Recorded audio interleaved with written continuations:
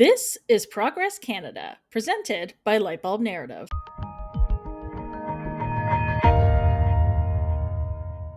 This season, we're partnering with Democracy Exchange, Canada's Democracy Summit, taking place April 16th to 18th in downtown Toronto. The summit tackles today's most urgent civic issues over 3 days of programming, including inspiring speakers, thought-provoking expert panels, and hands-on workshops. As a Progress Canada listener, you can save 20% off registration by using this code, Lightbulb at DXC26. Visit democracyexchange.org to register today. Today we're joined by Brian Topp, a one-time NDP leadership candidate and former advisor to Jack Layton, Alberta Premier Rachel Notley, and Saskatchewan Premier Roy Romano. We'll discuss the recent NDP leadership race and where the party goes now. So let's get into it, because we're going to be spending the next hour or so talking about the new leadership of the NDP and where the party is going now. So for those who weren't watching on CBC all weekend like I was, there was a leadership race that concluded in Winnipeg over the weekend, and the new leader of the party, the ninth leader of the party, is Avi Lewis. So, you've been around the party for a very, very long time, and you have a pretty good sense of all the things that go into these kind of events and these leadership races, and just what the leadership of the NDP should mean to people. So in your opinion, what does the choice of Avi Lewis really signal to Canadians about the future direction of the NDP at this point? Well, I think a good way to answer that is to say, what would it look like if this leadership succeeded? And so I think what Avi Lewis is aiming for here is sort of similar to the kind of sort of mass popular reaction that we have seen in democratic history in other countries, and that we see from time to time in the United States right now. So let's look, for example, at when ICE moved into Minneapolis a couple of months ago.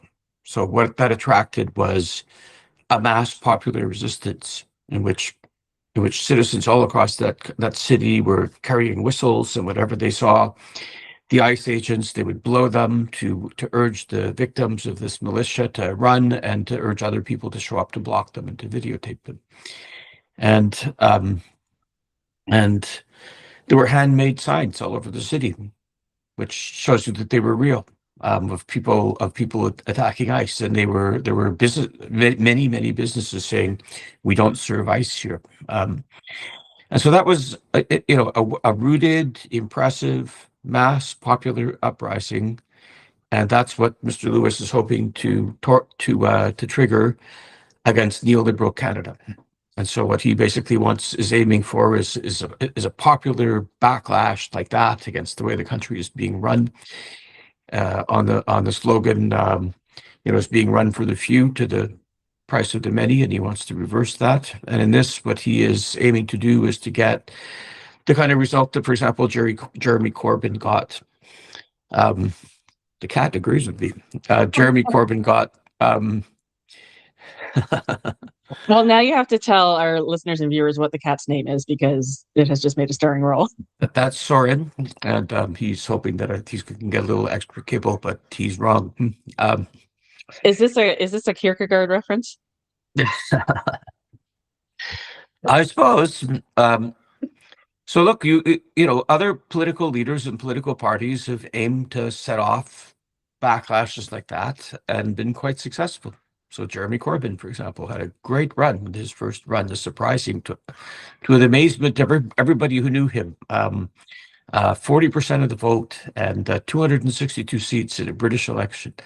And France Insoumise, when Mélenchon ran for president, and the Chirac party in Greece, and Podemos in Spain have all had those kind of takeoffs, and that's what he's aiming for.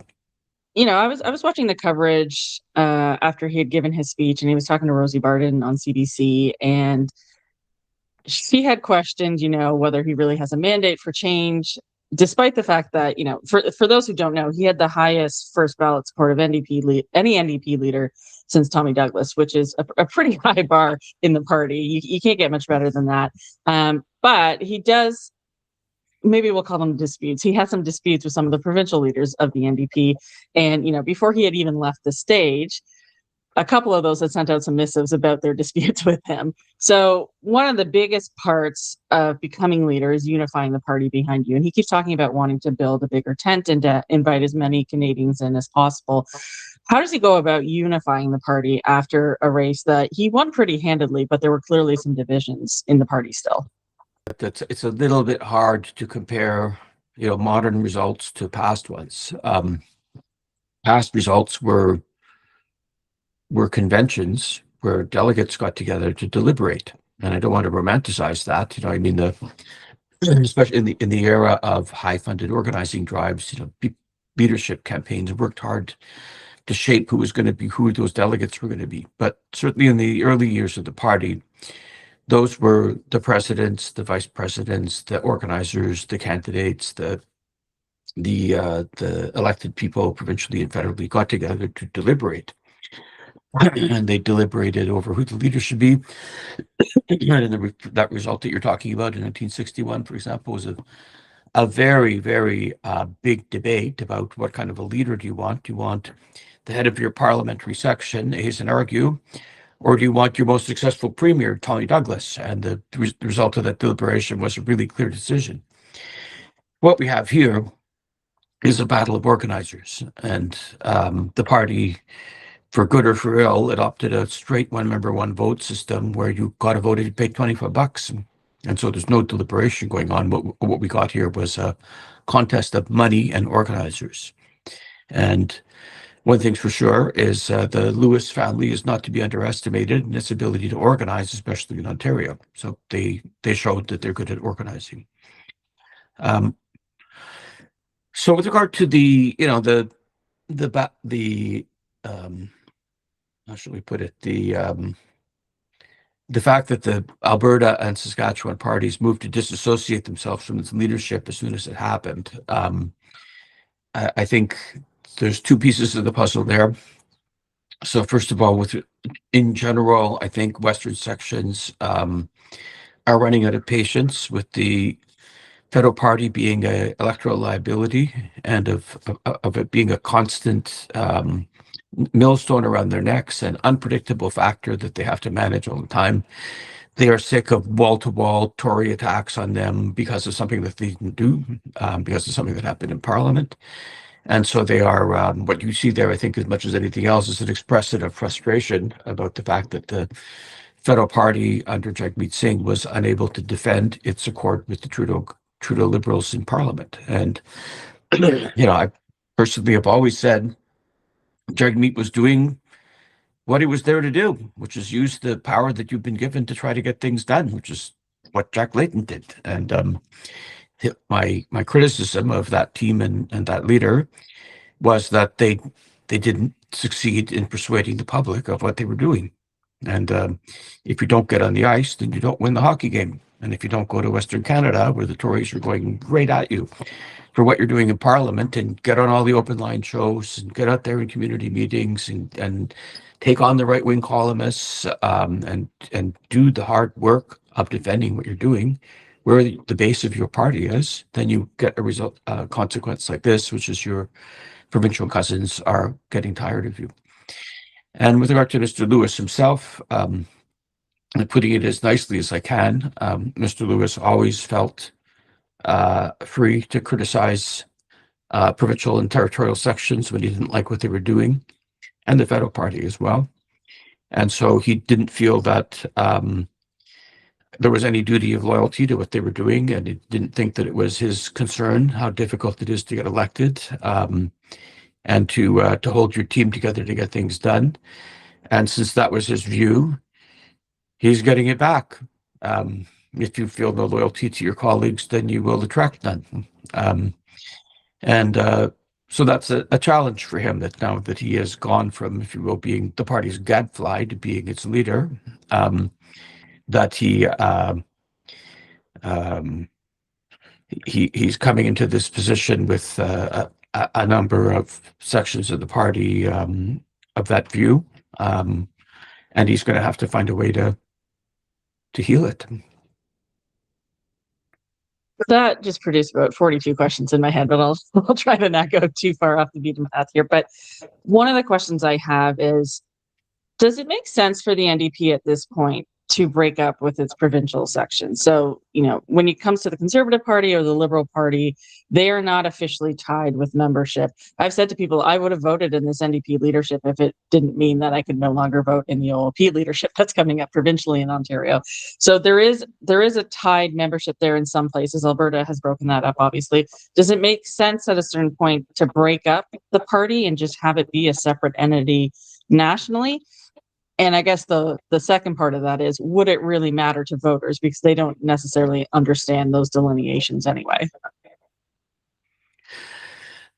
Well, if that's what happens, it's going to be an interesting irony, because the party in its current form basically was the construct of David Lewis, Mr. Lewis's grandfather, and but the party is in its current form because of a view that the way the CCF had been structured prior to 1958 left it too weak, because you basically had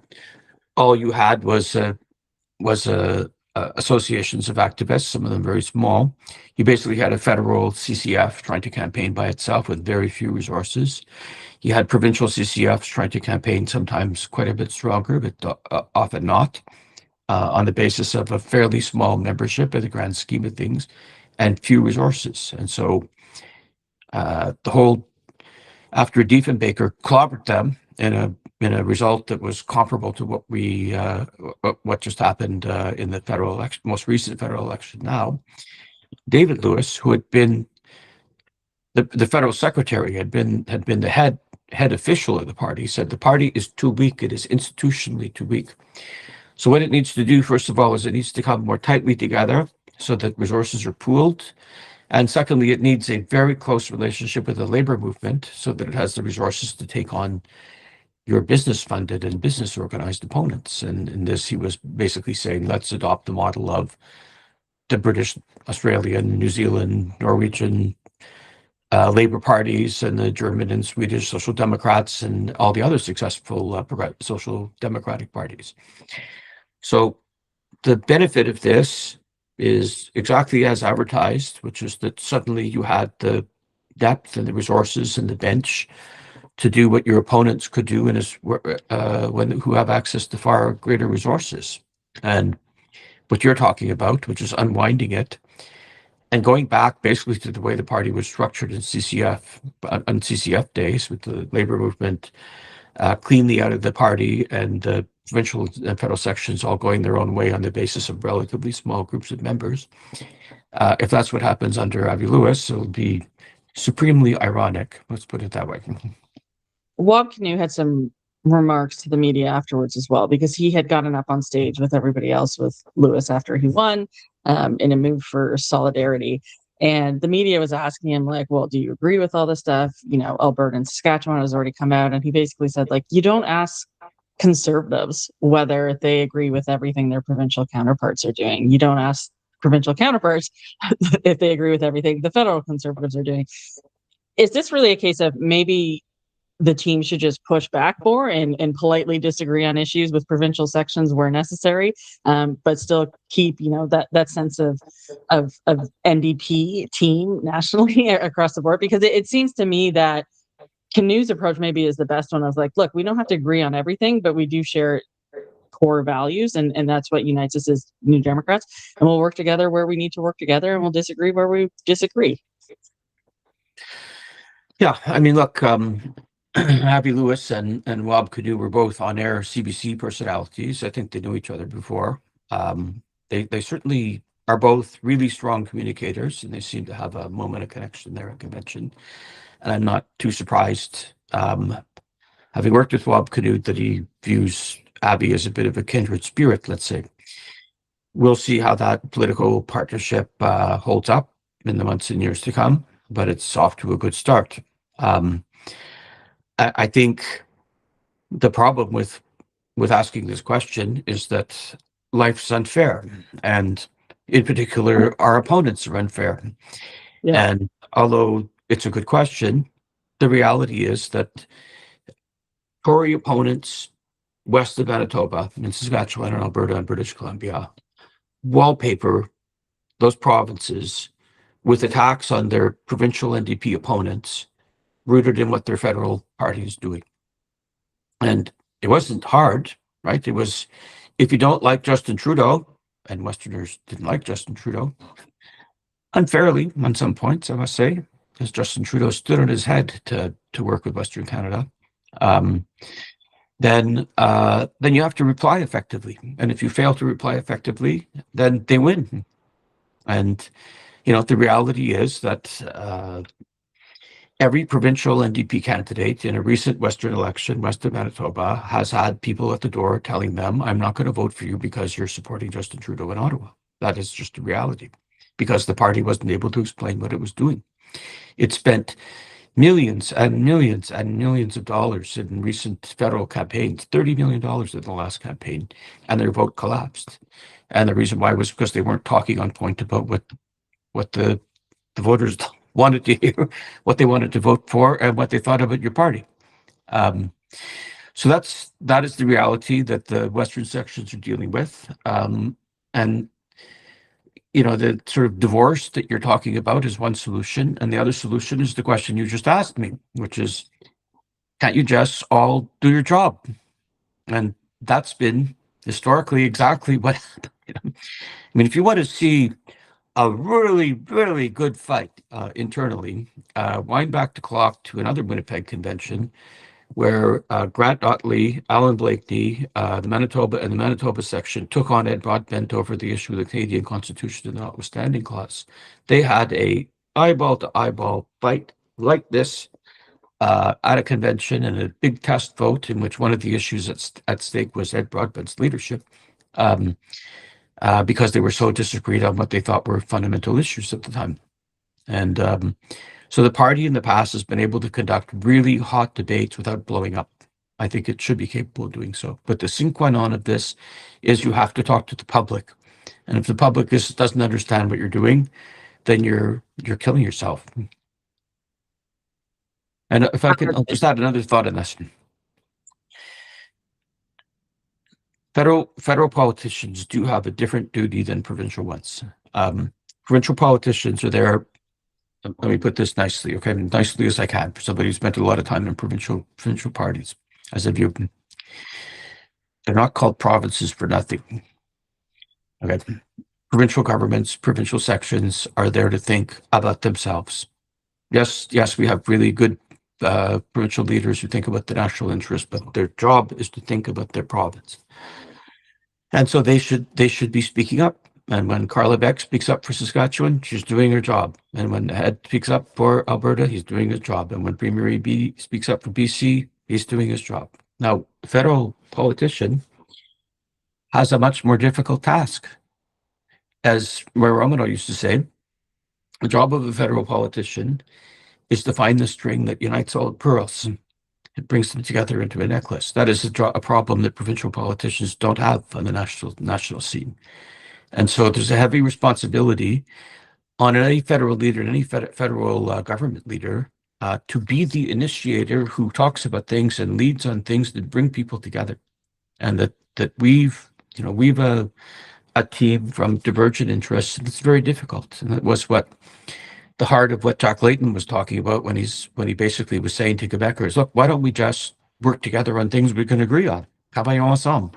And that's kind of what Avi Lewis, one way or another, is going to have to find it within himself to do, which is to find things to say that bring the Democrats together. And whether or not they're institutionally still married or not, they are the party base. They are the self-identified New Democrats. They are the people who vote NDP provincially and federally, and they have to be brought together somehow. And if what you do instead is write off sections of the country and begin your leadership by dividing your team, then what you're doing is, which isn't what he's done yet, to be clear, this is his challenge, then you risk doing more damage to your party in your first weeks than has been done by your two predecessors in the last 14 years. So I hope that's avoided, and I hope that the common ground is found, and it's to the federal party to find a way to do this. I was thinking about what you were saying about his relationship with Kinew, and I think provinces do look after their own affairs, but from what I've seen of the constitutional debates in the 80s, when you become elected to high office, like becoming a premier, you do start to think on a pan-Canadian level. You're not so narrowly focused on your specific province, because you do have to deal with the other premiers when you're sitting at the Council of Canadians, and you're talking to all these other folks who are making decisions across the country. So if it was me, I would advise him to lean into that relationship with Kinew and to talk to EB and start to develop that relationship there. One, because the media is paying attention to that more, which would benefit the party because they are in power. But two, I think there is an open-mindedness that comes with office, where you run on a certain set of ideals and are sure you're going to do things a certain way. And as soon as the challenge of office is thrown upon you, suddenly you start to think, okay, I've got to bend on this, I've got to horse trade on that. And there seems to be a change in how you operate. And I think for Lewis as well, to your point, when you're lobbing criticisms from outside the tent, and you're somebody who's sort of a talking head on issues of the party, as soon as you have an elected role within the party, that changes pretty quickly. Even on a staffing level, like suddenly you can't say everything you want to say. You try and be a little more diplomatic about things. So it's my hope, and maybe the hope of people within the party as well, that he moderates on those factors, because I think that's just part of the job at this point. Yeah, well, one of his challenges, and this is one that he shared with Jeremy Corbyn, for example, in the Labour movement, and a number of these other parties that I just talked about. Podemos is a good example, is who his own supporters are. So in an interesting way, we saw this happen in Alberta, for example, with Jason Kenney, and more recently with Ms. Smith. So when you stage your impressive vote by appealing to the most, let's call it from a Quebec frame, the pure et dure members, the people who are, the toughest minded about what they think the party should be about, and you also recruit thousands of non-members from your universe who would pay $25 to be able to vote. Those people have very high expectations of you, and they're not backing you because they like you, although Mr. Lewis's supporters like him a lot. They're backing you because they expect you to be their front man, and to actually mean what you say and to do it. And what Mr. Kenney learned was, when you do what you just talked about, which is try to quote unquote moderate, or what I would just say is look for the common ground, okay, find some things that we can all agree on, then your own people kill you. And that's what happened with Mr. Kenney, and that's why Premier Smith is playing the weird game she's playing. And that's his problem, is that he needs, as any federal politician must, he needs to find a common ground to work on that brings people together. And then he has a problem of who backed him and what they'll think if he tries to do that. So in Mr. Kenney's case, it resulted in the end of his leadership. In Ms. Smith's case, what it results is she's always playing to the hard right, so that she doesn't have, and she said this explicitly on an interview recently, because she fears a new right-wing party will form to split her vote. And so it'll be interesting to see how Mr. Lewis navigates those waters. Well, I think it's an interesting problem that I think we have across Canada, and I won't go deeply into it because that would be an entire other episode with this, but there is this problem of what is required to become the leader of a party with very specific views on policy and process and all those things is not what the general Canadian wants from leadership, right? So this is always the challenge that happens with every leader, and sometimes you get leaders who moderate, sometimes you don't. But I think good advice to any leader, to your point, is to look for that common ground and try and figure out how to build the bigger tent that Lewis says he's intent on building. I want to talk about party status right now. So obviously, the NDP doesn't currently enjoy party status in Parliament. the party has very few members in Parliament right now. I believe there are 6. Lewis himself has never been elected to political office. Now, some would say he ran in ridings that were very difficult and weren't likely to give him political office. So that does beg the question of how does he rebuild caucus going forward, knowing that we are right now in a minority, which may tip into a majority, and we don't know when the next election will be. And how soon should he wait until he actually goes and seeks a seat in Parliament himself? Well, he's been pretty clear that he's not going to be on fire to get into the Parliament immediately, and we'll see how that works. Layton didn't, like Jack Layton focused on party building and party healing, and he had the enormous benefit that Bill Blakey, who was his principal opponent for leader, agreed to be parliamentary leader, and so they did their job in Ottawa while Layton was doing his job outside. And Layton understood something that I think Mr. Lewis also understands, which is invisibility is death. And so the result was, while he was busy working, he, working with a very clever team of communications people, caused a lot of trouble every day and threw a lot of bombs and forced themselves into the national discussion. And so if you can do that, if you can force yourself into the national discussion by being very, very clever and entertaining and fearless and having some good material and speaking well, and Mr. Lewis speaks well without a doubt, then it's not such a big thing that you're not in Parliament, I don't think. But in the grand scheme of things, and this speaks a little bit about some of the institutional issues you were talking about, to have the caucus be that weak and to have so few resources in Ottawa is an enormous problem for any federal party, and it needs to be cured. And so the party does need to be attentive to winning by-elections and to building up its base in Parliament during this period, and it needs to have a realistic strategy to get back to party status and to build out its caucus.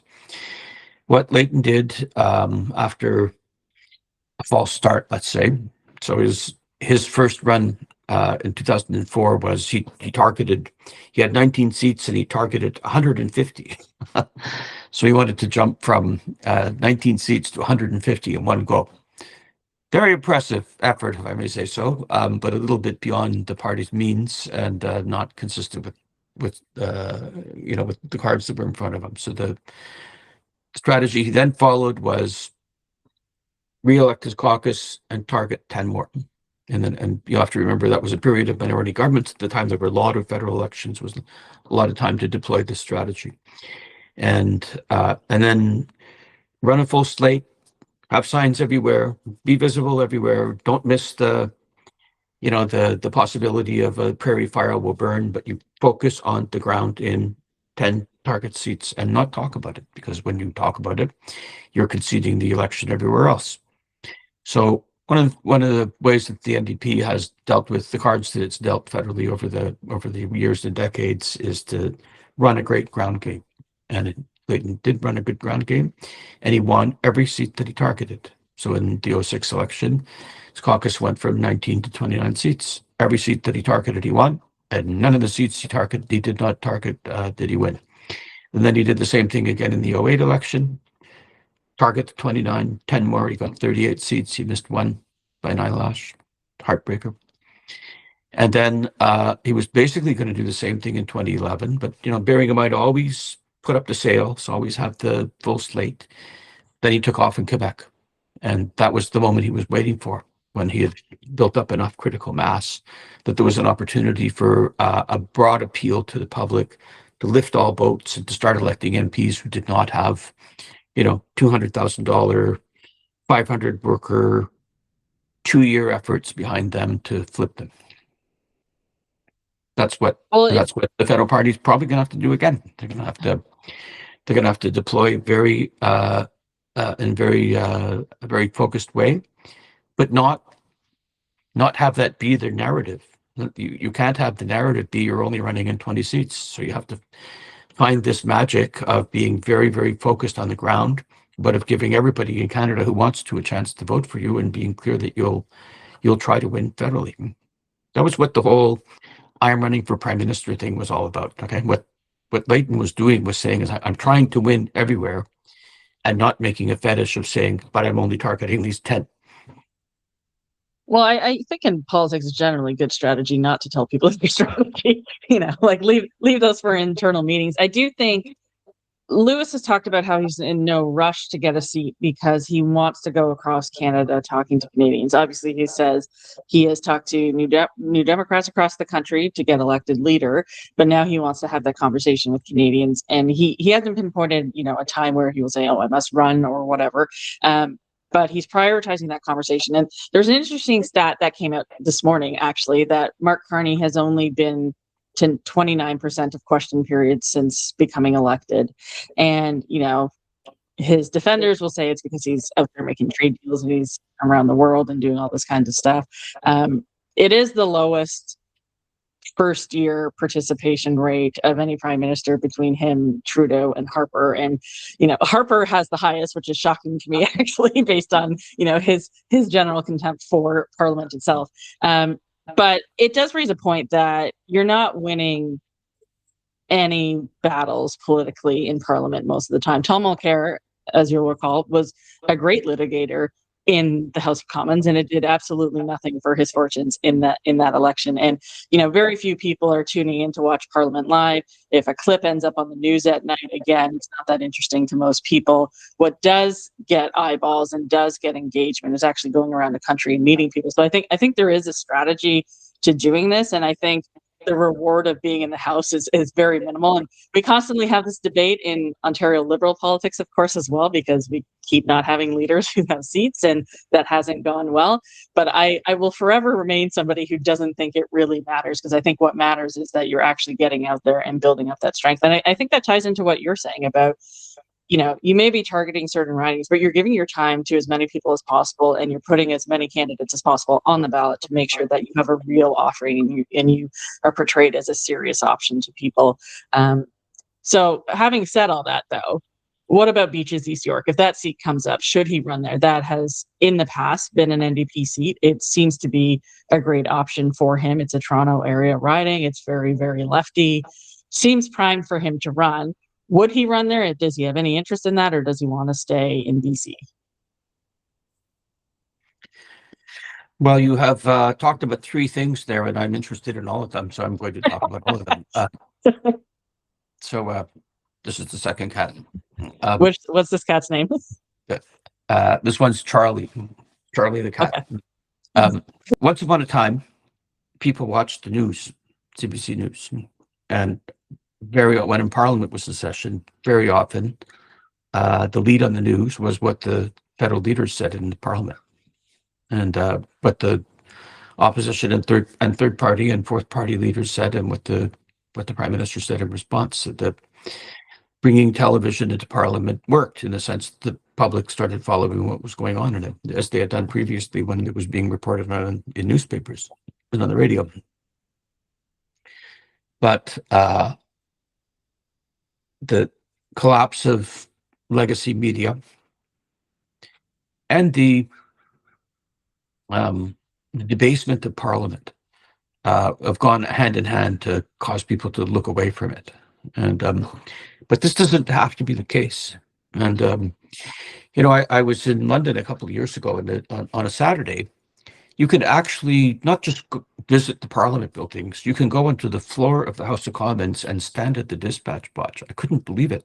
Actually, if you get through security, you have the free run of that place. And so I actually got to walk into the British House of Commons and stand at the Prime Minister's dispatch box in this wonderfully historic, 1950s room, neo-Gothic room, and know that in the other parliaments, in the Parliament that our system is designed on, although it isn't imperfect and the British are always clutching their pearls about it, that is a real functioning Parliament where the elected people, all of the elected people, including government backbenchers, actually have agency, where they have functioning committees, and where what's said in Parliament actually matters, and people in the UK who are interested in politics still follow it, and it's covered seriously in Parliament, and you can listen to podcasts where smart people talk about what's going on in Parliament because it matters, because because things are still at issue, because you're actually having real debates where if you persuade 20 MPs, something might be different. And so, I think that you could have a federal leader say it doesn't matter to be in Parliament, and I'm gonna be making videos on YouTube instead.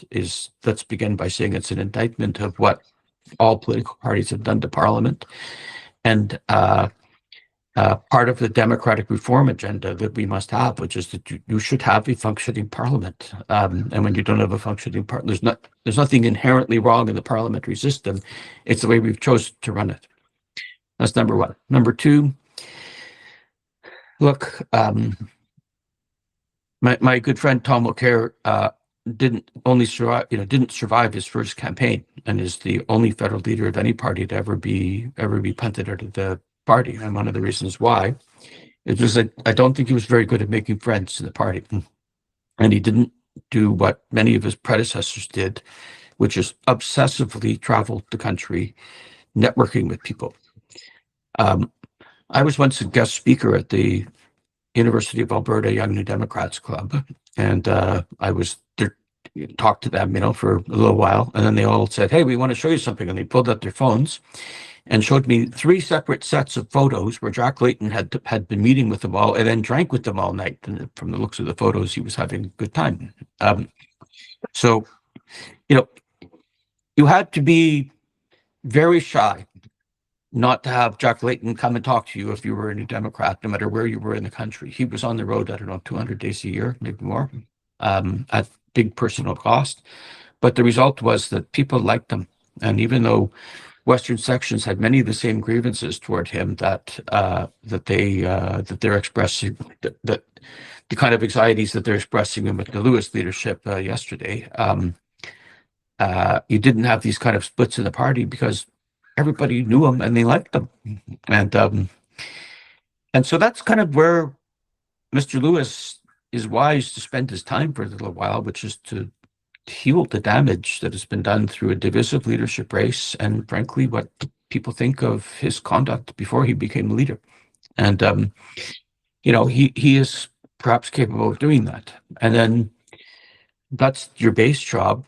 And then the next piece of the puzzle is every open line radio show, every podcast, every editorial, every columnist, any media opportunity that you possibly can get to just tell your story and to get people used to the idea that you're around and to start to like you, and to look for in what you're saying for an alternative. Because one thing that I think is true about politics is that, especially in the first week of an election campaign and then during the leadership debates, the public will look at everybody again.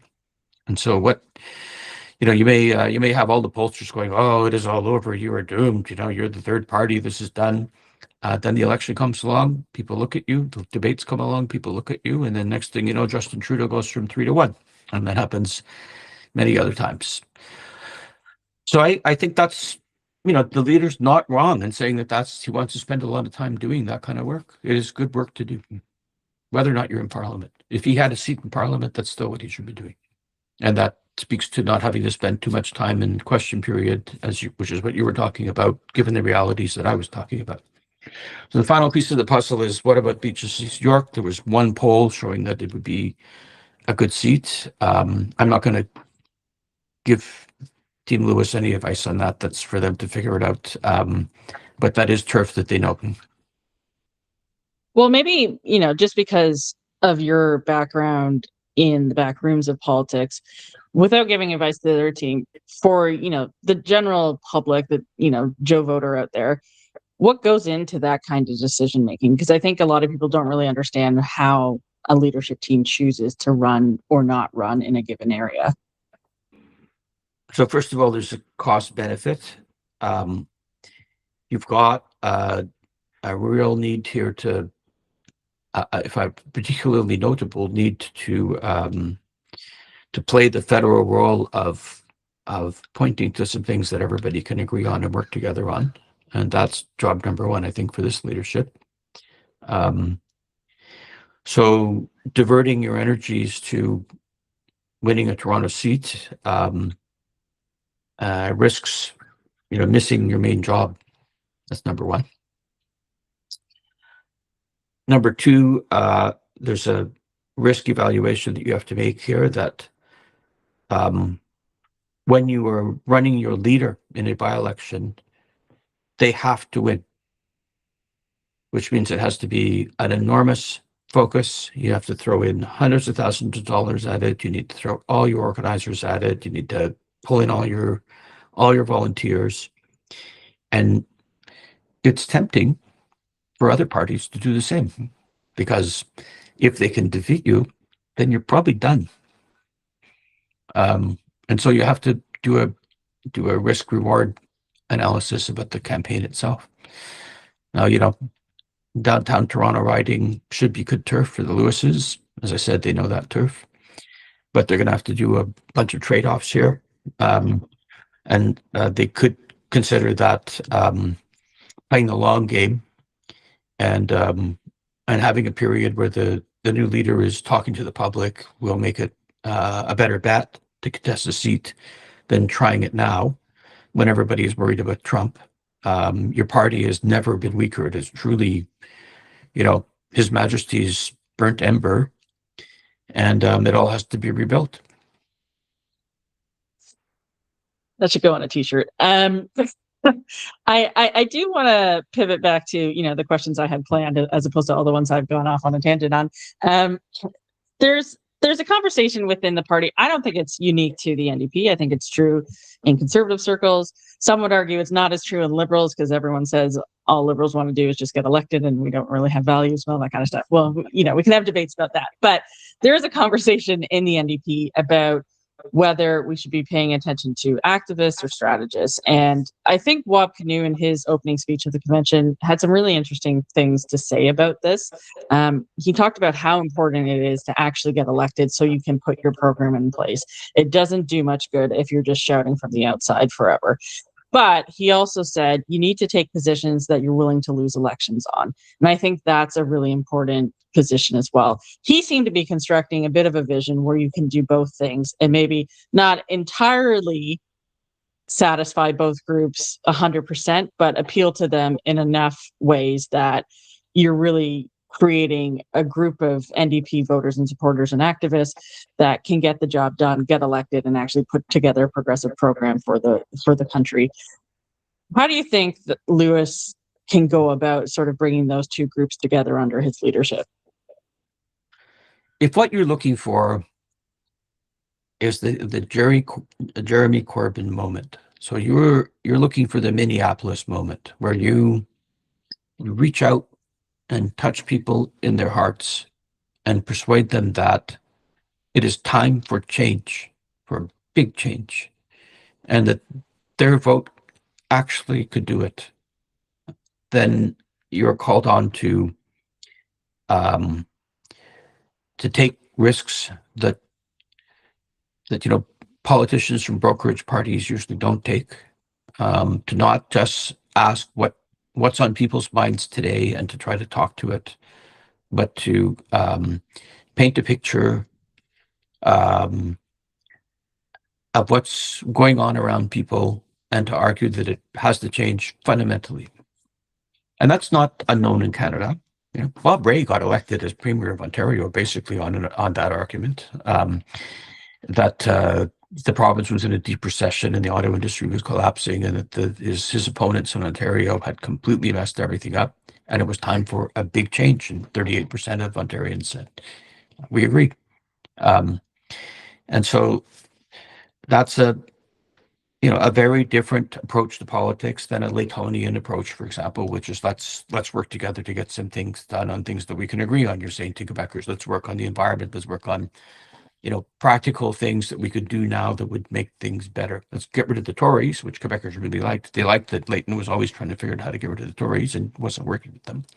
And let's work together to get things done on things we can agree with.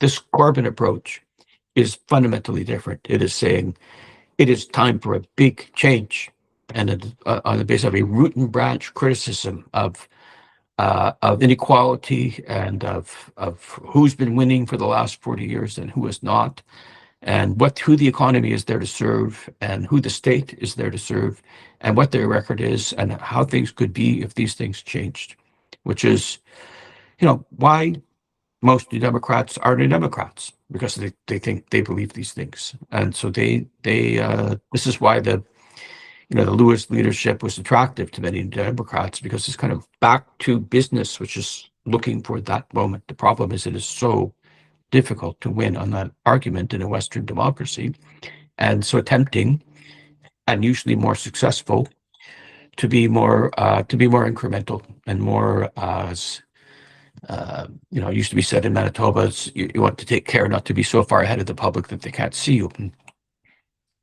So that's where the first piece of, I think, what was being said in Winnipeg, and then the second piece of the puzzle is in let me say this: the idea that the Lewis family is the outsider grassroots taking over from the establishment is one of the funniest things I've heard this year.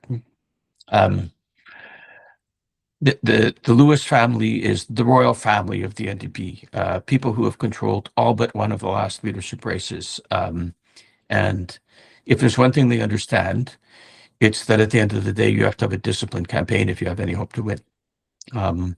And so I think they didn't need any schooling in the fact that you need to have good strategists who know how to put together a campaign.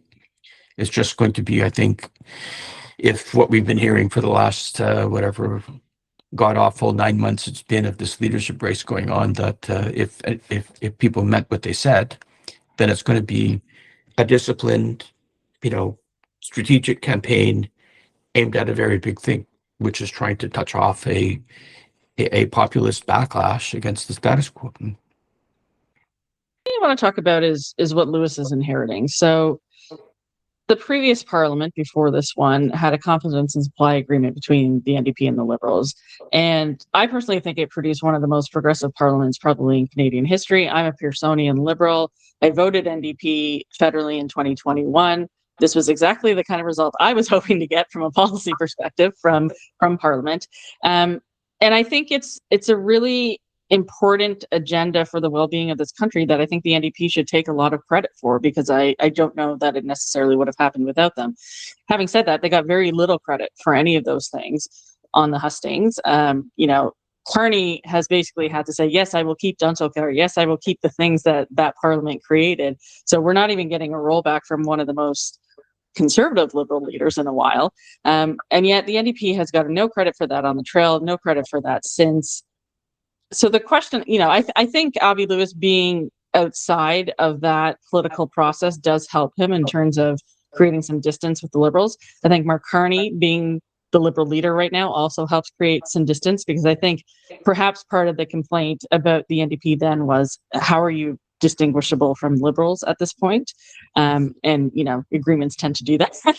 But given the new reality we're in, where some of that ground has shifted, how can Lewis and the NDP now translate that proven policy record into seats in the next election, and also differentiate themselves from their next closest political party in Parliament? The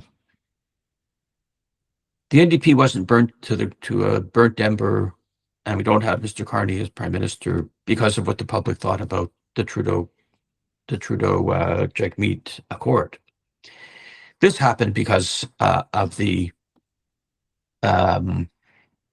extremely serious and dangerous threat to our sovereignty and to our economy that is coming from the Trump administration, which began January, a year and a bit ago, which fundamentally changed Canadian politics. And so suddenly, who governs the country mattered a lot. And the country was and is in danger. And so it's not so much that that the accord was good or bad, is that it was entirely irrelevant in a circumstance in which a really dangerous geopolitical situation came along. And then, just to make things really exciting, in addition to most Canadians, a completely unacceptable American president who is steering the United States into a very dangerous waters for Canada, you have what, for the progressive majority in Canada, is a completely unacceptable conservative leader. Who talks in nursery rhymes, who, like Jason Kennedy and Smith in Alberta, is the creature of his most radical members, dependent on them and panders to them, and therefore is entirely failed in the job I was talking about of a federal leader, which is to find points that unite people, and instead campaigns on a set of assertions that, first of all, he appears to assume that his supporters are toddlers and speak to them in nursery rhymes, and secondly, proposes a constellation of proposals that are completely unacceptable, and is at heart, how shall we put this, more likely to be aligned with the Trump administration than the Canadians are comfortable with. So in those circumstances, it was just a straight, who can handle this? And the former head of the Bank of England and the Bank of Canada stepped forward, who turned out to be a surprisingly good politician for the first half of the last federal campaign. And in those circumstances, Jagmeet Singh was simply not in the game. And that's why, and I say this with nothing but fondness for him, I like Jagmeet. I think, and I entirely support what he did in Parliament. My Western friends are going to blast me for this, but they know that this is what I think. I've written it many times. It was right to use the power you've been given to try to get gains for people. But in these circumstances, he was in the same boat that Mr. Trudeau was in. He didn't fit the circumstances. He should not have contested that election. He should have stepped down. Certainly, if he was going to try to contest the election, he should not have done it with the same campaign team that he had done his previous campaigns with. And if he was going to insist on doing that, then that campaign team needed to do something different. And instead, they were just running the same spots and saying the same stuff, and it completely missed the moment and was not on point. I think it would have been a lot better for the party if he had handed over to Charlie Angus, and if they allowed Charlie Angus to just do his thing. I think Canadians would have liked the idea of more Charlie Anguses in Parliament to keep to keep the place lively. So that's what I think about that.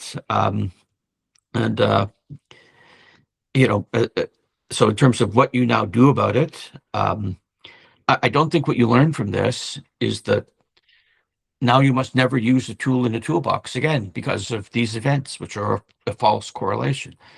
In truth, no good deed is unpunished in politics, and the third party in parliamentary courts is often punished. But it's where the federal NDP up to now has done its best work, is by using power in Parliament to make things happen. You talk about Pearsonian politics. Who's on the postage stamp as the founder of Medicare? With the greatest of respect to Mr. Pearson, who really deserves arguably to be on it, Tommy Douglas is on it, because he founded it in Saskatchewan, and then he drove it in Parliament with his own officials working for Pearson to make it happen. And so I don't think you reject tools.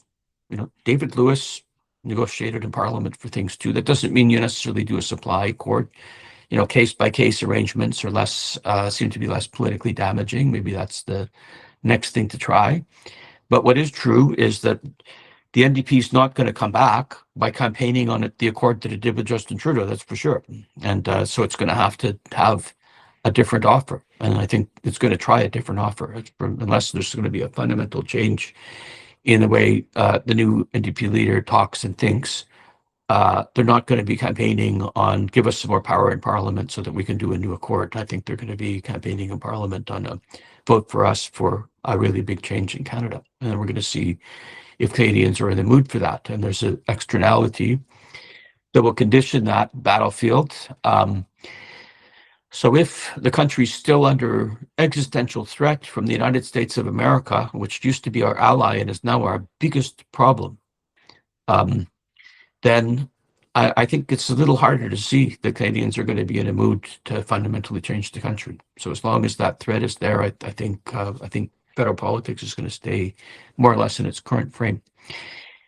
If Trump loses the midterms and is a paper tiger for the rest of his presidency and focuses on other things, and if it is clear that whoever the next mini Trump is going to be is not viable and there's going to be a strong Democratic challenger, then Canadians will be less worried about an existential threat next to the border.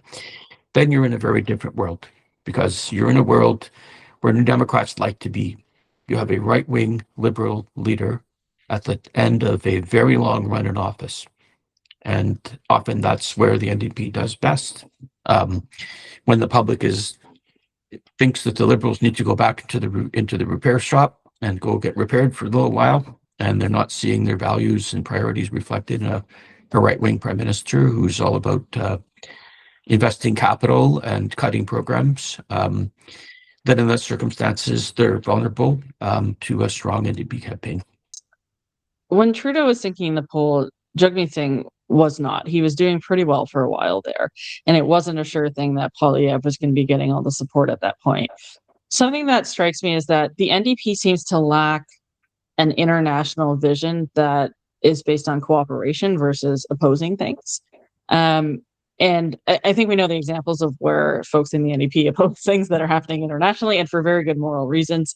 But at the same time, the party doesn't seem to create a vision of who will we cooperate with. And I think that opened up a moment where Carney could walk in, because Carney is not the obvious solution to the problem of like a U.S. foreign policy and economic policy that is always steamrolling Canada. Like this was always the case that yes, he seemed to walk in from central casting as a great solution to dealing with Trump and all the trade things that are happening and all that kind of stuff. But at the same time, I think there was a moment where the NDP could have had an international vision, a vision for, middle powers cooperating with, Scandinavian countries, for example, which is something that Carney is really working on right now. There could have been a path for the NDP to do that.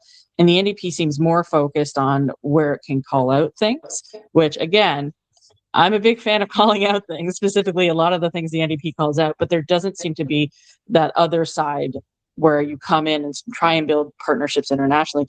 Poilievre had the same problem. He did not take trips around the world. He's starting to do that now. He's trying to make up for that now. How much of this was just not planning for this kind of moment, which in retrospect seems kind of obvious that something like this might have happened and could happen again. Keep talking about Trump going away and maybe his minions go away, but this is still something that is very possible going forward because we have these superpowers that largely can do whatever the hell they want at this point. And the NDP doesn't seem to have an answer for responding to that, which to me, when you think of the supply agreement not being enough to get them elected at that moment, it's because they didn't have that second lever. They focus really, really well on what's happening in Canada. And I think that will benefit them once the Trump threat sort of goes away and Carney doesn't, beyond a trickle-down economics plan, he doesn't seem to have much of a plan for the country itself. So the NDP will naturally rise at that moment, I believe. But I think they do need that second prong. And they're just, I can't think of a moment, maybe at Broadbent would be the last time that you really had an NDP leader focused on building those relationships worldwide. What are your thoughts on that? Yeah, I think that's pretty fair. I mean, my take on it was that the NDP did a pretty okay accord using its power to get some things done in Parliament, and then simply failed to explain it or defend it. And their Tory opponents, who are angry populists on the right, talking in nursery rhymes, focused on them, arguably strategically, foolishly, by the way, and set out to break them, especially in Western Canada. And they simply failed to respond. When something that Glenn Clark says, when you have new facts, you have to react to them. That's a test of leadership. And when the new fact is that your accord in Parliament has resulted in a prairie fire to burn you down, and your own provincial sections are telling you you're not welcome at their conventions anymore, that's somebody telling you that it is time to do something. And so that required, an effort to explain the accord, and they failed to do so. And then when Trudeau resigned, I quibble with their facts a little bit here. Okay, when Trudeau resigned after Trump was elected. Okay, so Jagmeet was holding up just fine when Mr. Trudeau was clearly at the end of his run.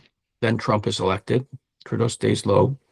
Jagmeet starts to drop, and Poilievre is popping up because the public is asking who can handle Trump, and there's a period of uncertainty in Canadian politics while that's getting sorted. Mr. Trudeau resigns. Carney is leader, by the way, notably quickly, by the way, which is a big note that 7-month leadership races are a luxury that you really, really can't afford in a minority parliament. And then Canadian politics sorts, and Canadian public looks at it and goes, that's the guy. That's the guy he's not a Poilievre talking to us in nursery rhymes. He's not this guy who was in bed with Trudeau and can't tell us why. He is an international banker who can handle this situation. And then for the first half of that campaign, he he goes and earns that mandate, bearing in mind that then, in part, basically because Trump went quiet, that campaign started to fall apart, which is why they don't have a majority. So you're right that the NDP failed that moment, which is when the public is trying to figure out what do you do about Trump, that they had nothing to say. They were playing small ball. So they were just basically on the affordability thing, very much like the Tories, on the just looking at the polls. What are the numbers? The numbers tell you that people are worried about affordability, and so let's talk about that. And so vote for us, and you'll get a little check, and vote for us, and we'll make these little moves. And meanwhile, the public is worried about the country being taken over by its southern neighbor. So you're right, quite right that Ed believed that social progressives and social democrats should work together and find common ground and work together. He was a significant figure in Socialist International. He was a good friend of Willy Brandt's, and he invested a lot of time talking to other progressives. And the NDP completely inexplicably and tragically, I think, just completely surrendered that terrain. And Mr. Trudeau was very good at occupying it. So they basically took over Ed's place at the table with other social democrats, and we're holding meetings with social democratic leaders from all across Canada to say these are our people, which was a nice piece of cosplay on their part. And the consequence for it was that at a time when, for once, these issues were really, really important, that Carney's basic insight, which is how shall I put this without being too inflammatory? What Trump is doing, and it's an old playbook, is to disaggregate international organizations and to try to deal with people one-on-one. So it's the United States against Denmark, the United States against Mexico, the United States against France, and the United States against Canada. And what they always want is, we are the United States, and you're this little country that, quote unquote, has no cards. Okay? So that's an old game that's been played by people like this before, that they always want to deal one-on-one with counterparties. So the obvious, and progressives of all people can figure this out, there's power in a union. The little fish will get eaten one by one, but if you get together, then you can be bigger than the big fish. And so therefore, the moment calls for international solidarity, for middle powers to get together, to pool their leverage, and to create consequences that are meaningful and that will give a hegemon pause. And Carney knew that, talked about it, and then is doing it, and had the Rolodex to do it. And so I quibble with you a little bit. Like, I think he's doing exactly the right thing on that. My point was more that the NDP, given how it organizes itself and its values, should have been primed for that moment and didn't see it coming at all, because it doesn't do that work day to day. And to me, I think Carney's very good. He's a very good trader. I think his skills are lacking when it comes to diplomacy in general, which we've seen on things like his response to Iran. But I think the NDP, by not focusing on these things over a number of years at this point, opened up a moment for someone like him to walk in. And I think they can't afford to do that going forward. I think there is a danger with that, with Lewis and his international politics and how he approaches things. I do want to pivot to the conversation about blue collar workers. Something that really surprised me about the vote result yesterday was how low Rob Ashton's support was. He came in fourth, and that really did surprise me, because it seemed very clear that labor unions were backing him, that he had the support of that kind of working class voter in the NDP, and then he got pretty much obliterated on the ballot. And it goes back to that wider conversation about whether, working class voters are still with the NDP. My own opinion is that the NDP has spent so much time focusing on unions specifically that they haven't focused enough on workers in general, most of whom exist outside of that kind of organization. And I think a lot of the language the party uses is very focused on things like means of operations and like things like that, as opposed to the way people speak on a job site today. What do you think the party has to do to restore the party's relationship with workers across the country? So let's just talk about Ashton, and then let's talk about working class vote. So in the old days, when the party was structured, getting backed by a union was a really big thing. It was basically what it took to win. And the Lewis family's historic control of the federal party was rooted in its ability to influence and control labor delegates at conventions and to get them to work together. So there was a very well-known pattern at federal conventions of the Western sections showing up with delegates who had been elected by members to be answered by Ontario-based unions who would send big delegations of delegates, basically controlled by the Lewis family, and then have test votes that they would win. Because the labor trade unions were capable of full participation in the life of the union, the life of the party. That was the deal in 1961, and they did. And how did they do that? They did that by the unions paying to send those delegates, and by using union staff to organize their selection, and then to whip them and to make sure that they were working together as a team. So in other words, unions spent a lot of money to deliver that kind of power to a convention that was actually a deliberative body, and that was a world that they're very familiar with, because that's how the trade union movement operates itself. So trade union basically tests power inside both inside an individual union and at a provincial fed and inside the CLC by delivering delegates, and by spending sometimes eye-popping amounts of money to deliver delegates to test their strength on the floor of conventions.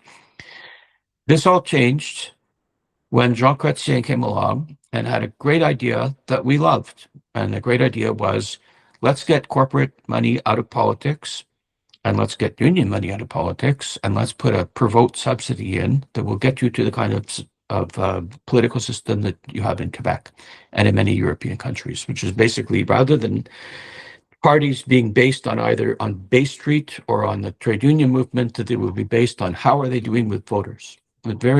I think, a powerful idea, and very good for the federal NDP, I have to tell you, because it took it from having about a third of the resources of its opponents, typically, to being nose to nose with them. So during the high noon of the Layton run, one of the great unspoken realities was that for the first time ever, the NDP was fielding fully competitive, fully funded federal campaigns. So then Mr. Harper comes along, and he keeps the restriction on corporate and union donations and takes away the subsidy. So now his idea, so I'm told by some of his people, was they thought this would kill the Liberals. Okay, what they figured was that the NDP would be okay because they have a populist base, and the Conservatives, of course, have no problem raising money from the small business people that they fundraise to at the price of ending up talking like babies, because fundraising requires people to be angry. But instead of killing the Liberals, it killed the NDP. And the Tories don't like that, or shouldn't like that. So that is the reality in which we deal, and that gets you to Ashton. Okay, so you're in a world here where unions are barred by law from using the organizing tools that they're used to using to intervene in things like a leadership race. So it would be an illegal campaign donation under these rules, which no longer have their per vote subsidy offset. So when the United Steelworkers, which used to be a really powerful, and still is a really powerful union, to be sure, and a huge presence at NDP floors, says we're endorsing Rob Ashton, what can they actually do about that now? Okay, can they do what they used to do and put together a phone bank? No, they can't. That would be an illegal donation. Can they pay to send delegates? There's no delegates. It's a per vote thing. Can they hire organizers who go try to recruit voters for Rob Ashton? They can't do that. It's illegal. So basically what you get when a union endorses you is that the president and the staff in the national office are allowed to make individual donations to you, and that's it. And that's why it didn't lead to anything. It used to be that you couldn't win an NDP Leadership Convention if you didn't have significant labor support. But labor is still looking for a way to translate its an endorsement into a on-the-ground thing. And let's go back to one of the first things I said. This was not a deliberative meeting.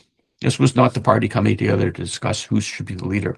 There was no discussion about who should be the leader. This was a straight organizers' fight, where the federal council and the officers decided they were going to allow 7 months, and anybody who wants to vote can come in for $25. And basically it just turns to who can raise the most money, who has the most organizers, who has the biggest phone banks, and who can deliver the largest number of bubble members who will vote and then go away to the vote. And Rob Ashton's union backers couldn't operate in that field. And I just say this, I've spoken to Rob Ashton. He's a good guy, very good guy, actually. But he didn't have a great campaign. He had never done anything like this before, and he was not ringing the bells. Now, so that's a technical problem with trying to be leader on the basis of labor endorsements. Now, on the broader issue, one of the reasons why those trade unions endorsed Rob was because they were desperately looking for somebody from the NDP who their members wanted to talk to. And that gets to the broader issue you were talking to me, which is that private sector, especially private sector, working class unionized voters were having a very hard time seeing themselves in the NDP these days. But it is still the case that Canada is a resource economy. We're a resource economy. We're a manufacturing economy. That's where those private sector members are from, and also working class voters in public sector unions, the people who sweep the streets and put up the electricity lights and all that kind of stuff. And those people, the issues that they care about are the growing inequality in the country, the precarity of their employment, the mass and constant disruption of their industries and their work opportunities. And what they're looking for is somebody who gets them and will speak for them and speak to pocketbook working class issues. And they haven't been seeing that from the NDP. And they don't see in the NDP people who look like workers who they can feel some affinity to. One thing that was interesting about Layton was, although he was a York University professor, he could talk to a labor crowd in terms that they felt some affinity to. And Ed Broadbent was the same. Ed Broadbent was also a York University professor, and yet he could still stand up in front of an auto worker crowd and connect with them. And that's just political skills. And unfortunately, I think that's been lacking in the NDP. People were not seeing that from Mr. Mulcair or from Jagmeet, and therefore what they were hearing was a Tory party that was just started talking NDP talk in the same way that Trump has started to use Democratic themes on Steve Bannon's advice to appeal to working class people. And they just keep repeating the words again and again. We're here to fight for working class people. It's time for working class people to get a fair break. We care about the price of your housing. We care about the price of your food. And so just as the NDP just didn't get on the ice to contest a public debate about their accord, so they just aren't on the ice in a competition for who's going to represent working people. And they're going to have to cure that. But I think at the end of the day, Conservatives have no answers for working class people. And in fact, that the agenda that they're putting forward makes everything that is a problem for working class people much, much worse. And it is possible to win that debate, to take the Tories on directly, and to say that although you're mouthing the words of being in favor of working class people, everything you want to do would harm them. And then you need to put forward a better alternative. And that every election is an opportunity to win that argument. There's a tendency for voters, and I think the media too, to just believe that Conservatives are stronger economic managers, which we know doesn't bear out by fact at all. But I've seen this in Ontario Liberal politics, where we just sort of give the issue of the economy to Doug Ford, despite his terrible record on that front. It has happened at every level in our politics over the last 20 years, I would say. And the last example I can think of, the NDP really campaigning on the economy, because I don't think you win power in this country if you don't have a strong economic message that isn't just here's another government program. And Jack Layton, you were part of that process. He had an election platform that had a 100-day plan. It focused on rewarding job creators, strengthening pensions, tackling cost of living issues. It really focused on the day-to-day economic issues of the average Canadian voter. How does the NDP rebuild credibility on the economy and actually win back voters across the board based on that. So let's just remember, as long as Trump is there, okay, we can't have this debate. So, the some of the political dilemmas that all parties face are inherent in the conversation we're having today. As long as you have an existential threat to the country, you have to talk about that. And failing to do it leads you to being burned down to the ground. Okay. So as you were saying earlier, the NDP has not been doing its work of staying in touch with its sibling parties in other countries, and got beat to what should have been its natural argument, which is that we need to pool with other countries to defend against the hegemon. So that's part one, which is if Trump stays strong, then none of what you just asked me about is going to be politically relevant, and you have to get on the ice and talk about the issue that people actually care about. But if the threat from the United States mitigates for a while, although I don't think it's going to go away, then we have space for what you're asking me about. And it's obviously true that when you're talking about the economy, that for some bizarre reason the Conservatives seem to be allowed to participate in it, even though when you actually look at their conduct in office, certainly in Western governments, that is laugh out loud ridiculous. Conservatives have a terrible economic and fiscal record. What they actually do is make a bloody mess of everything. They're toddlers in the control room of a nuclear power plant, playing with the knobs. No better example than Smith in Alberta, who is a magpie of stupid ideas, flittering around from dumb thing to dumb thing, breaking everything, constantly reorganizing the government, playing with the org chart, moving people around.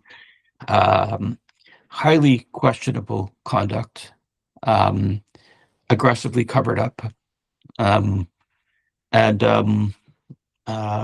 for sale to their separatist base of crazies, and to their funders. And so how these people have a brand that suggests that this is who you should trust to run the economy when they are toddlers in the control room is completely beyond me. But in campaign after campaign that I've worked on in Western Canada, that's been the reality. So you need to have a choice. And it's a lively debate in the party. There are people who argue that the formula, the only way that this can work, and it must be rigidly followed, is to just cede all that ground to the Tories and try to have an election on other issues.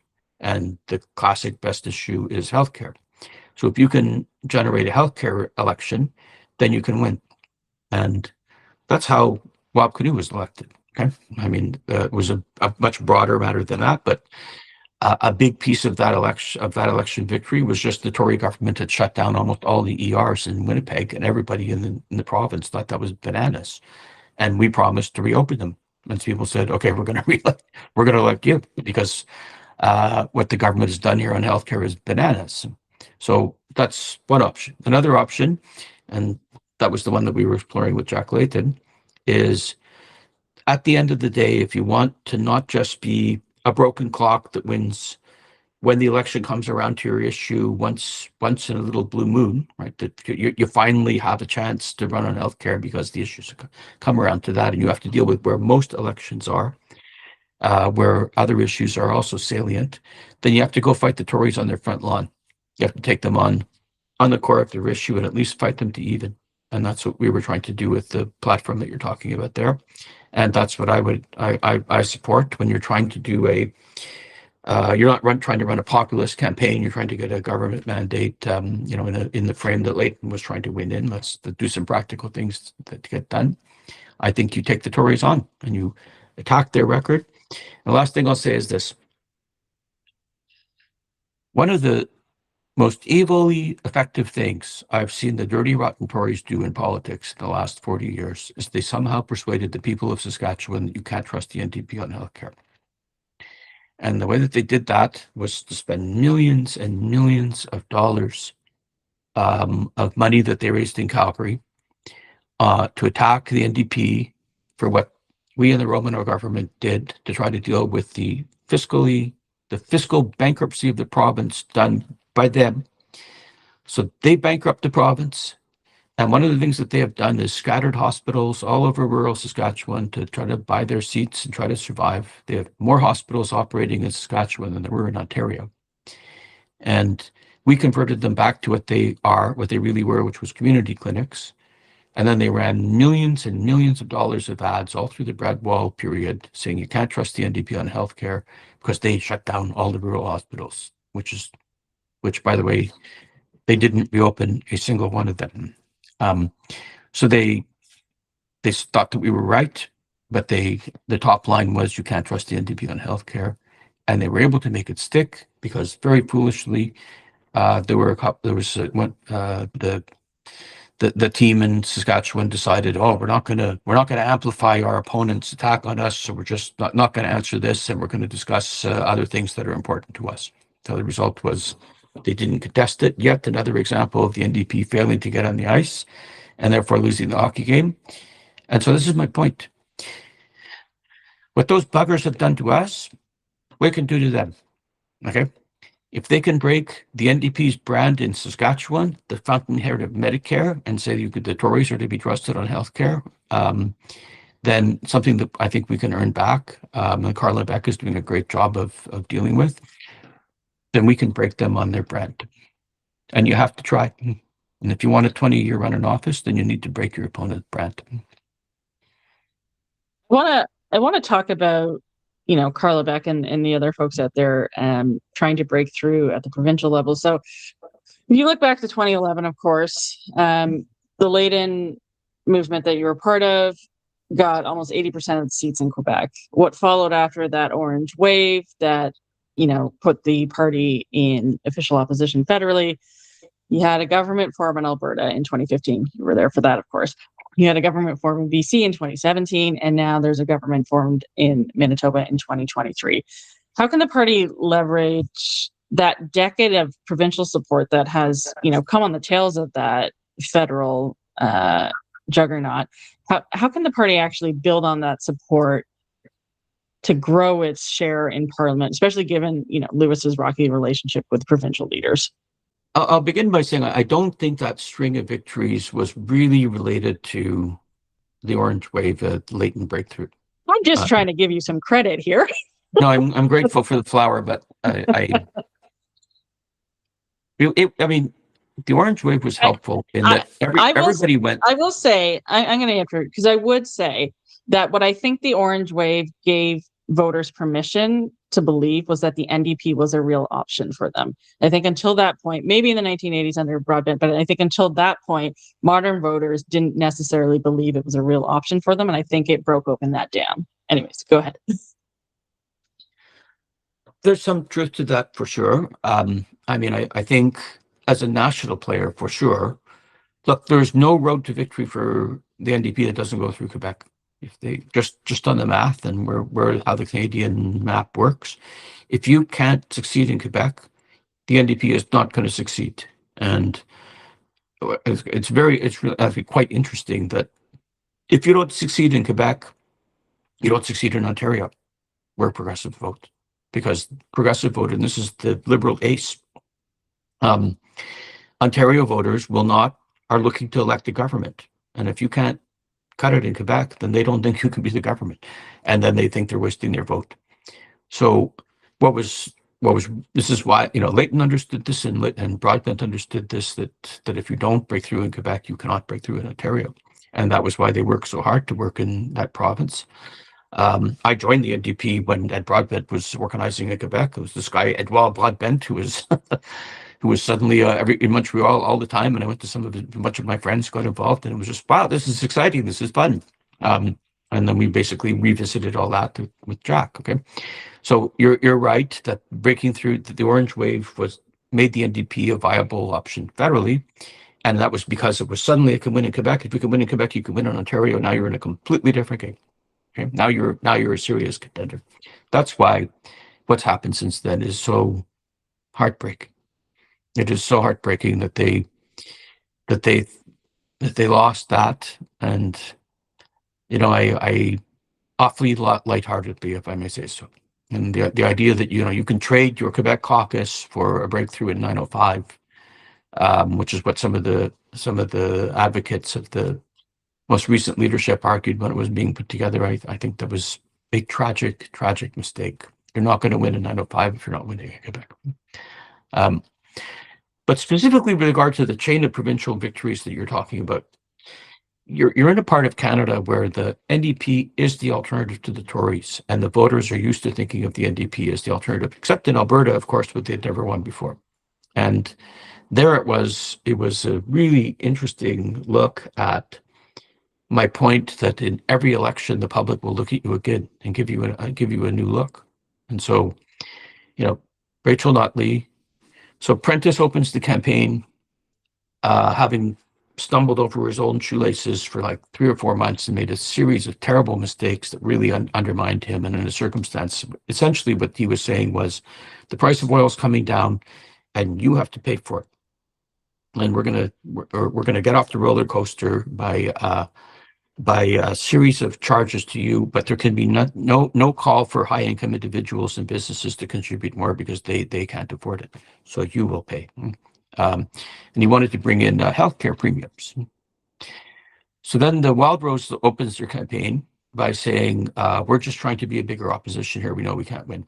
And then the Liberals open their campaign by saying, my God, we have a terrible campaign. We don't have a platform. I don't know what the hell's going on. Like, really, look at the tape of the Liberal launch. It's one of the saddest things. Nice guy, the leader, really smart guy, but terrible launch. Then Rachel Notley opens up and she goes, my name is Rachel Notley and I'm running to be your premier. And then she lays out a smiling, positive, harsh attack on the Tories, who have an outrageous record in Alberta, and offers a whole bunch of alternatives. And the campaign just went off like a rocket ship. I've never seen anything like it. The door blew open, and it was a Harry Potter movie, $1 million. All our printed materials disappeared. We did events with Notley that we thought 20 people would show up at, and 250 people would show up. It was crazy. Okay. So my point was, it was a provincial campaign, okay, in a circumstance in which it was basically about provincial issues. I don't think the breakthrough in Quebec and the orange wage really conditioned it, other than maybe your point, which is to cause people to think, okay, looks like they're a player nationally, that maybe they're serious. BC was also a provincial factors election. In 2013, a campaign that I ran, and which was people were very unhappy with, we got 39% of the vote. In 2017, we got 40% of the vote. So having a good campaign manager and a great campaign, as opposed to a terrible campaign manager and a horrible campaign, got them 1% more. Okay, but they did commit to get rid of the tolls on the bridges in the Lower Mainland, and that flipped 6 seats on a local issue. So then over to Bob, but Bob's election was a really interesting election. He went into that campaign quite far behind. And with the city of Winnipeg wallpapered with billboards that were clearly dog whistles saying, don't vote for the Aboriginal guy. And he completely turned that around with a really gutsy speech at the beginning of the campaign about they want to divide us, First Nations against white people, but we are one Manitoba and we're going to come together, and directly addressed that issue in the same way that, Obama addressed the issue of a black president, and Kennedy addressed the issue of, do you want a Catholic president? And Bob spoke for 45 minutes in a church to the people of Manitoba about whether a First Nation person should be the premier, and took the issue off the table. And then we killed them on healthcare. So there was a chain of victories in which Tory governments that were ripe for defeat were defeated by credible provincial campaigns on their own merits in a part of the country in which there's no viable Liberal alternative. And I think Saskatchewan has, been ripe for defeat for at least 2 terms. And Carla's got a great shot to take them out. And God help us, Tories should not be governing Alberta, based on what they're doing right now. So we'll see where it goes. So I guess what I'm just trying to say is that provinces are their own worlds, and they operate on their own clock spins. I'm not sure that federal politics does influence provincial politics, to be sure, but it seems to me that the bigger influence is provincial politics influencing federal ones. We've worked on a campaign together, and something that really struck me about your leadership of that campaign was, anytime we would sit around the boardroom and we'd be discussing, the ideas of the day and what we wanted to do strategically as a campaign, what we wanted to do on messaging, policy, all that kind of stuff. You would never start with yourself. You would go around the table and ask everybody else's opinion before you weighed in. I suspect, I haven't asked you, but I suspect because you didn't want to color anybody else's opinion and make people sort of group think their way into whatever you had already had in mind. And I think that's a really, really important aspect of leadership that, you know, the current leader could really benefit from. And I think that had a big part to play in all those victories you just talked about at the provincial level. The leadership team listened to people on the ground, gave them the respect of thinking they'd come to the right choice if given a good option, and then campaign that way. With that frame in mind, what do you think the roadmap looks like from now until the next election for the NDP federally? Nice of you to say that. And we had some fun in that campaign, by the way. And you did a great job there. It was really fun to work with you. Thank you. I learned to do that because my first really big political job was in Saskatchewan, working for the Romano government. And Premier Romano had been in provincial politics since 1967. And he had learned his approach from Alan Blakeney, who had learned his approach from Tommy Douglas. And so that was the Douglas Blakeney government system at work. And it was how they chaired their cabinets. And so Saskatchewan cabinet was around a gigantic round wooden table, just right out of exactly what you would imagine in a cabinet table, right? In a beautiful old historic room. And everybody is sitting in order of precedence with the most senior, the deputy premier on the premier's right, and the most junior minister on his left. And or it might have been in reverse. Anyway, and the way when something important happened, what Premier Romano would do, and Alan Blakeney had done, and Tommy Douglas had done, was they would say, okay, we're going to go around the table. So the Minister of Education has proposed a new high school, wants to spend $100 million on it. What do you think? And start with the most junior minister and go around the table and ask every minister to talk. And the Premier has not shown his hand. He hasn't said what he thinks about the proposal. He lets the minister make the proposal, and then he asks the colleagues what they think. So a lot is riding then on what happens, because now the ministers are not looking for the lead from the Premier. What they're being asked by the Premier is, show me you're smart. So you would get discussions to go, isn't there another high school a block away? And then somebody would go, isn't that a swamp? And somebody, and so then when it was time for the Premier to sum up, he would go, all right, well, we have a proposal here for a new high school. It's a good idea. We need more high schools, but it's in a swamp, and there's a high school that's a block away. So you three ministers form a little group and go off and think about it and come back with a proposal. So the result was what Alan Blakeney would say is all the lights are on in the building. But by the Premier using the power of the summing up instead of front loading with what they want to do, then everybody's called on to make their best contribution, because the Premier is basically going to pick pieces of what everybody says and put it together into a team, which is what I was trying to do in that campaign. Trying to get everybody's perspective so that we have the benefit of everybody's views, and then the result, A, everybody feels included, B, you're challenged to do your best work, and C, we'll probably make better decisions. But the summing up is a very powerful position where you get to say, okay, this is what we're going to do, and then away we go. I like operating that way. And I've seen other governments, or I've heard about other governments, I've never been in a government, but where it's worked the opposite, where basically the minister cuts a deal with the Premier. The Premier opens the discussion by going, okay, I met with the education minister, we're building a new high school, I support this proposal. Does anybody have anything you want to say? And you know what happens? Nobody says anything. So the cabinet meetings are very short, and everybody knows that the way to get government business done is to talk to the Premier before the meeting. And I think in the long game, you don't get the benefit of everybody's skills that way. So to your second question, what are they going to do? I think we talked about it pretty good.